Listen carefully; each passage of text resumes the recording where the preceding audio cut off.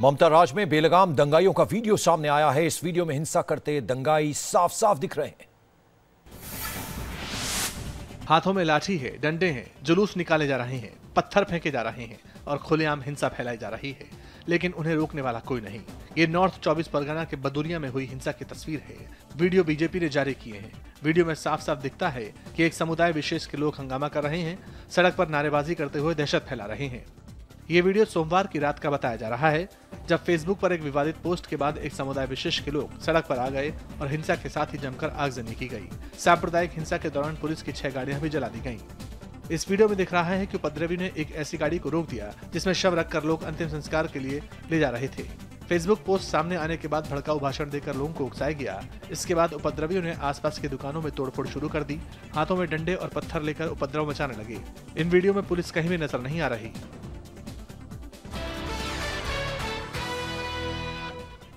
पश्चिम बंगाल में अब हिंसा और सियासत साथ साथ चल रही है।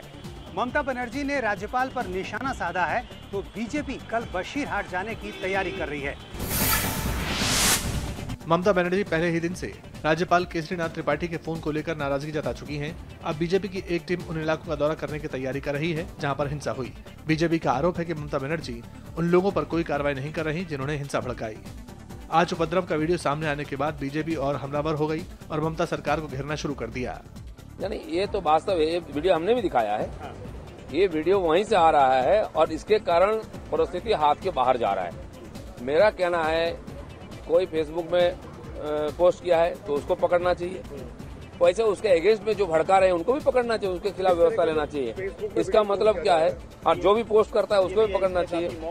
एसपी खुद जाकर हॉस्पिटल में भर्ती है। यहाँ चीफ मिनिस्टर का कोई पहुंच नहीं है, सरकार की कोई उपस्थिति नहीं है और वो अपना यहाँ गवर्नर के पीछे पड़े हैं। क्यों इस मामला को आगे उजागर किया, क्यों प्रश्न उठाया जाए।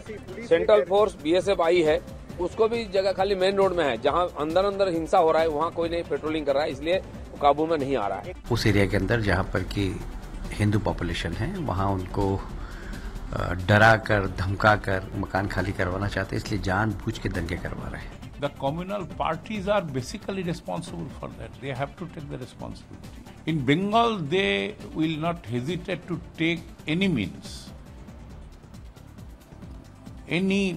rather any foul means, these communal parties led by BJP and RSS. Baramulla से ज़हूर अहमद नाम का सेना का जवान AK-47 लेकर फरार। राइफल के साथ 3 मैगजीन भी ले गया, अलर्ट जारी। ज़हूर अहमद ठाकुर 173 टेरिटोरियल आर्मी की इंजीनियरिंग विंग में बारामूला में तैनात था। ज़हूर ठाकुर रात में सेना की यूनिट को चकमा देकर और AK-47 लेकर फरार हो गया। ज़हूर अहमद पुलवामा के सरनू का रहने वाला है। पुलिस और सेना ने ज़हूर के घर और रिश्तेदारों से उसके बारे में पूछताछ की। सभी थानों और आर्मी कैंप को ज़हूर की तस्वीर भेज दी गई है। सुरक्षा एजेंसियों को अलर्ट रहने को कह दिया गया है। पुलिस को आशंका है कि ज़हूर हिजबुल मुजाहिदीन में शामिल हो गया। टीए की बटालियन 173 आई बिलीव बारामूला में थी। वहाँ पे ये टीए का जवान जो पुलवामा का रहने वाला है, तो he has deserted. Lookout notice has already been issued. We are looking for the person. Rajasthan के जोधपुर में MiG-23 लड़ाकू विमान क्रैश, सुरक्षित बचे पायलट। हादसा जोधपुर के बालेसर में हुआ। विमान क्रैश होते ही उसमें आग लग गई और मलबा काफी दूर तक बिखर गया।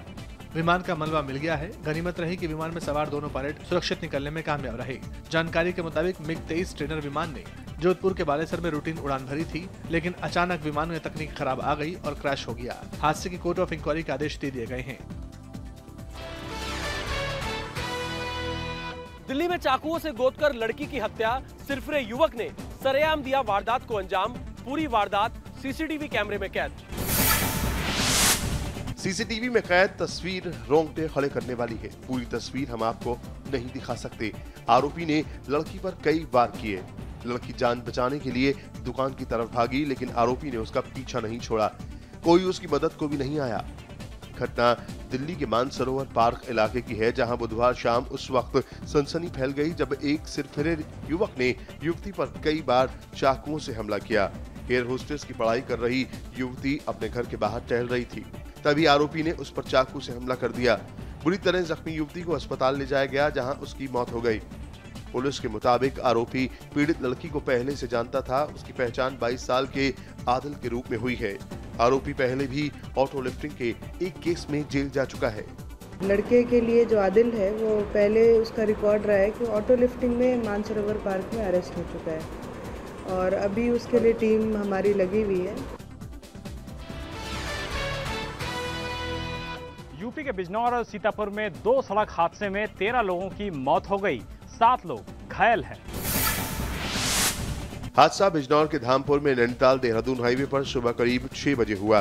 तेज रफ्तार यूपी रोडवेज की बस ने सामने से आ रही इनोवा को टक्कर मार दी। इनोवा में 13 लोग सवार थे, जिनमें 9 की मौके पर ही मौत हो गई।